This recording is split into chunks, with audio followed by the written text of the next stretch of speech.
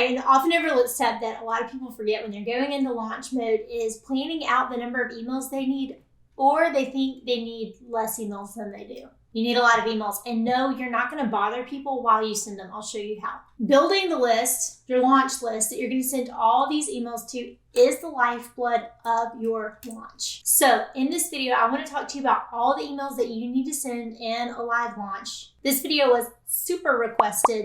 Tons of you wanted it, and I'm so happy to deliver on it because I have a lot of feelings about emails in a launch campaign. By the end of this video, you're going to see behind the scenes of a recent launch I did. This was a $340-something thousand launch. Not that that matters. I just want you to know, like, I do this. I don't just teach this in theory, but this is a practice, not only that we execute for our copywriting and our launch clients in my business, we're building and architecting these campaigns for them. I love sales psychology and trying to figure out which order to send the emails in and creating this like beautiful choreography of storytelling in the launch funnel. I love doing that, but I don't just execute and do theory and then hi and goodbye for clients. I do this myself. I practice this in my own business. I believe in it. Click like if you're ready to see, you're thinking, give me the goods. I want to see all the emails that you sent. There was a lot of them. And yeah, we have unsubscribes, but I'm going to talk to you about kind of mentally preparing for that along the way. It's okay. You will live. I want you to steal my secrets. I want you to use this. So click like if that sounds good. While you're there, hit subscribe. I've got a few more videos in this email marketing series that I'm doing. And if we've not yet met, hey there, my name's Ashlyn Carter. I'm a conversion copywriter and brand and launch strategist for creatives. I love the agency side of my business. Is the oldest side of my business, but I am all about not gatekeeping and teaching you how to do these things yourself. Good copy is expensive because it's a heck of a lot of hours spent in research, spent dwelling and living in voice of customer data to write that really good, oh my God, get out of my head, those kind of moments in copy, and you can do it yourself. You know a lot of that about your own audience. So I want to unpack these emails. I have a template in my copywriting shop, the Copy Bar, and I talk about these templates. And I hand you the framework for a lot of the copy I'm about to go through. But what I want to do here in this video is a little bit more of how the sausage is made. I want to show you these type emails, that the templates that I just mentioned, but what they look like in action in my own business in a live campaign. So I've got the emails pulled up right here on my computer to talk all through them. Let's get into it. This is a super long Google Doc of 153 pages. But as we get into things, let's break this down. So there are multiple phases in a launch. I teach this inside Prime to Launch. It's $97. Basically my launch theory. I'll show you how to prime an audience. But there's about one email sequence of a few emails. It can be 3 emails, it can be 5 emails, it can be 2 emails. Each phase has its own little sequence to go along with it. So those phases, my Prime to Launch peeps will know, are number 1, pre-launch. This is about 6 to 8 weeks before launch. 6 is a good number to go with. That's when that's going to start. The next phase is your hype piece invitation phase. Your hype piece is your moment. That's an Ashlynism. But basically that's your moment to step up and say, hey, I built this. It's cool. I think you should try it. There's a myriad of different ways that you could announce to people that something is coming. You could do a giveaway, a webinar, a challenge, a summit, a live, a workshop, a one-off workshop, whatever you want to do. And yes, these vehicles still work. You just have to iterate on a theme and make it fun and hook you for now. I talked about that in my launch recap video. These things still work. Then you're going to have a hype piece onboarding phase. This is important. A lot of people skip it, but you've got to, and I'll show you the emails, you've got to help people understand why they either need to be there live or why they need to understand that something is building and something is happening. Then you get into the sales sequence, the sales period. This is when you are outlining and saying what it is, what's inside it, frequently asked questions, social proof, all that kind of stuff. And then the last piece is cart close period. I don't have to tell you, you know what that is. Now, one thing I will always say is you only need to open your cart for as many days as you have something to say. For a lot of us, that's going to be about 5 to 8 days is a sweet spot. You don't want to have some big 11 or 14 day period. Probably you can get a lot of things done in a 5-ish day period, 7 or 8 if you're feeling spunky. So let's go ahead and start looking at these. I'm also, after I talk through those phases, I'm going to tell you a little secret bonus sequence that I send out that has worked so well. Okay, so as we're getting into things, pre-launch itself, I covered kind of in my launch recap video. Those are the weeks where you're going to be knocking over dominoes little by little and helping people understand why they're bleeding, why they may need some help or some support or why this is something that they need to figure out. Okay, so when it comes to the hype piece itself, I want you to send out, and if you look up here in the emails, I want you to send 4-ish, that's a goal. Send at least 3 invitations to this. People will forget. People also will, I like to send one at least like the day of the event. So if you have a giveaway or you're going live or you have a pop-up workshop or you have a pop-up in-house event in your shop, whatever it is, send always one on the day before and then back the rest out. I like to start about 10 days in advance. So 1 would fire about 10 days in advance, 4 would fire day of. And I will say, even though that sounds like a lot and may feel like a lot, remember, you've been, if you follow everything I teach and I talk about, you're sending regular weekly newsletters. So you're coming in with an opportunity to help them get a little bit more support or help unpack further what you've been talking about. And remember, backing up, if your newsletters were doing their job, you were seeding ideas that you're going to talk about in your hype piece, your giveaway, your summit, your challenge, your free pop-up training, whatever it is. Okay, then one piece that a lot of people forget is the hype piece, onboarding email sequence. On my report card, if I don't get at least 30 people that raise their hand that they're interested for the whatever way that I'm going to belly up to the mic and say, hey, this is what I'm doing. If you want to learn more, here's how to do it. I need at least 30% of people who said they were interested to actually be there when I talk about it, okay? So that's important. You need reminders. You need to give them little pieces. What will they get just by coming live? Will they get a bonus workshop? One thing that we did this webinar that I hadn't done in a while, and again, you're telling them things like actually show up, send in your request, what do you need to know? But I also did something where I offered a bonus for people that came live. So people that showed up live, they got an extra, they didn't even have to pay anything for it. They just got an extra freebie that I created. Another thing that you can do is create some sort of workbook or download or a thing to walk them through what you're going to be talking about.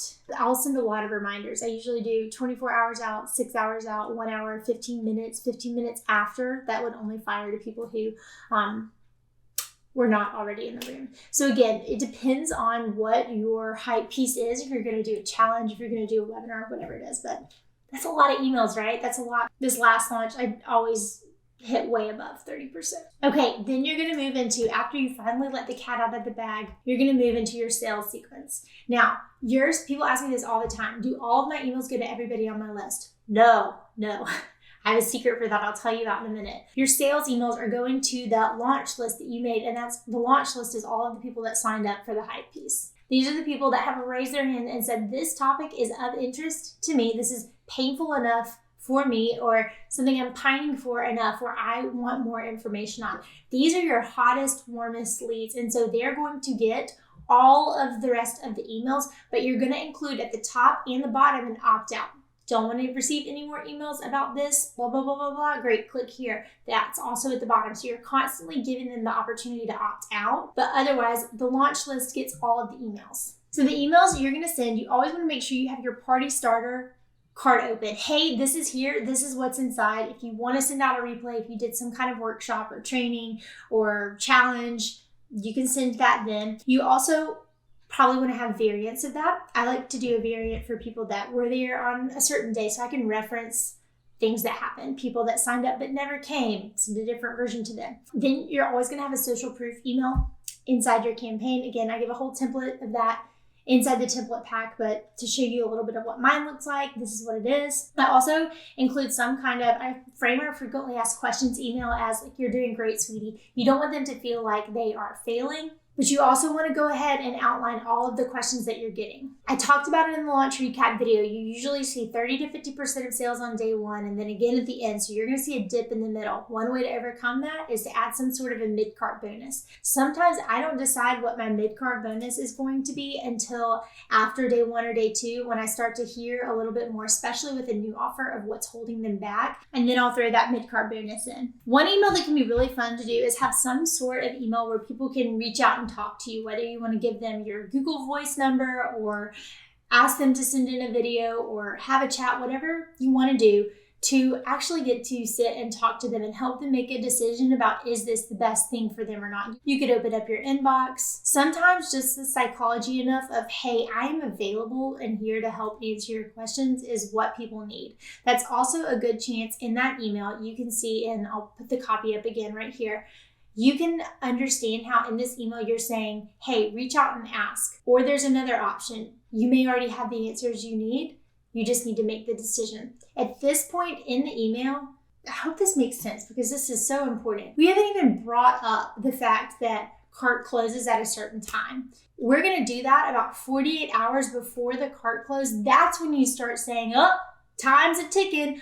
Oh my gosh, people make this mistake all the time. They'll come right out of the gate. No, you need to force binary decision making and help them understand it's either A or B, A or B, A or B earlier on in the funnel before you have the artificial construct of a time sensitive nature. Now, you may really have a time sensitive nature. If there's a certain number of spots available, for instance, you could bring that up earlier, but again, you want people to be jumping in regardless of whether they had 40 minutes to make the decision or 40 days to make the decision. You need to do your job and be able to argue for its value without the time period. I hope that makes sense. So again, at this point, this text me email, this reach out to me, let's talk about it email, you're not even bringing that up yet. You're not saying this offer disappears soon or my sale ends soon. Okay, as you get to about 48 hours before, this is when you bring in some sort of plot twist.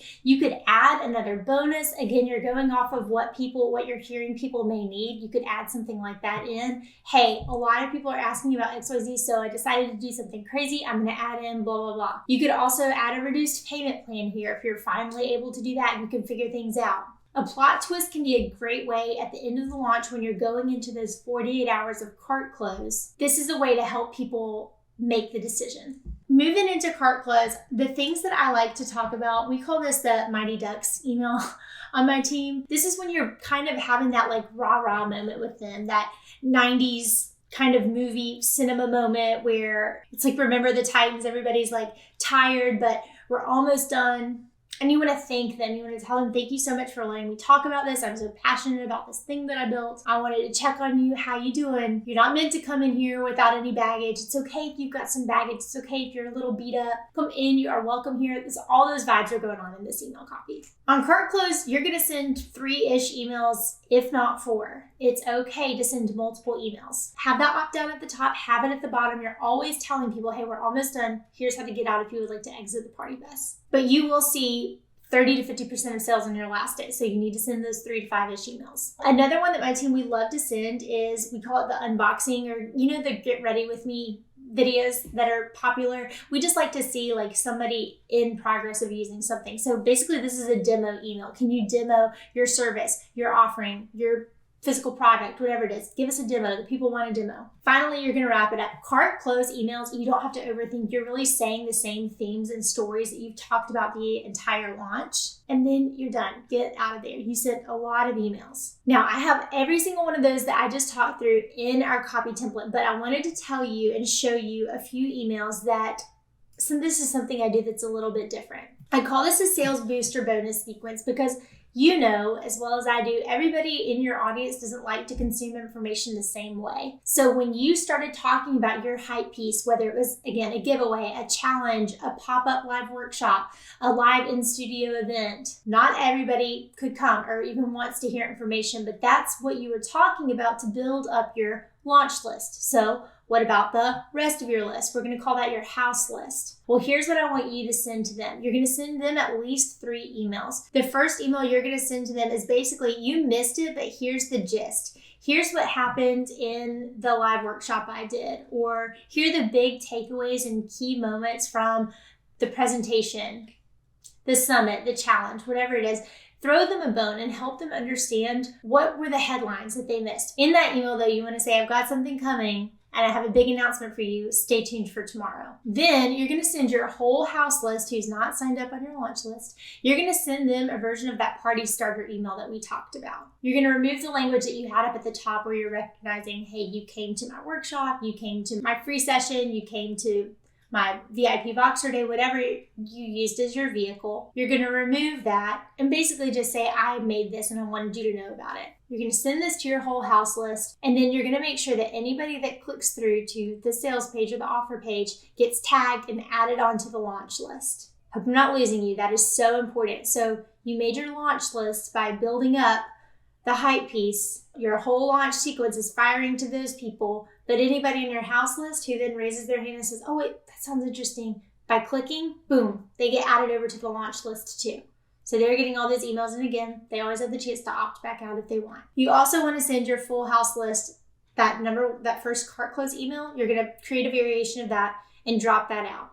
You could, if you wanted to, especially if you have a 5 to 7 day period, send another little email to your full launch list. You could, create a version of your social proof email or your FAQ email and send to them. But I usually like to have at least 3 emails to the whole list go, so everybody and their mother on your email ecosystem list knows that you have this offer available. And that is it. That is how I send emails. That's how many we sent this past launch. And if you want all of those emails in a template, just grab it from the copy bar. Set yourself up 2 to 3 days of sacred time, quiet time, deep work, tiger time, whatever you want to call it. You're going to need, I would say, a good few 2-hour periods to clean all of these emails up. Having these emails ready to go in a live launch is a game changer. Here's a last little pro tip that I'll give you. I like to have most of these finished, pretty much all the way done, but I don't like to pre-schedule them. I want to be able to go in and from like my own visceral heart and guts during a launch, be able to tweak it a little bit. So for example, this past launch, there was a few times that I was tweaking from a Sky Club. And so I got to say that in the emails and send a picture. Hey, I'm really here. This is really me. That's when I talked in the launch recap video about how you can't make artificially that energy that happens with a live launch. That's why. It's not contrived. It's real. It's fun.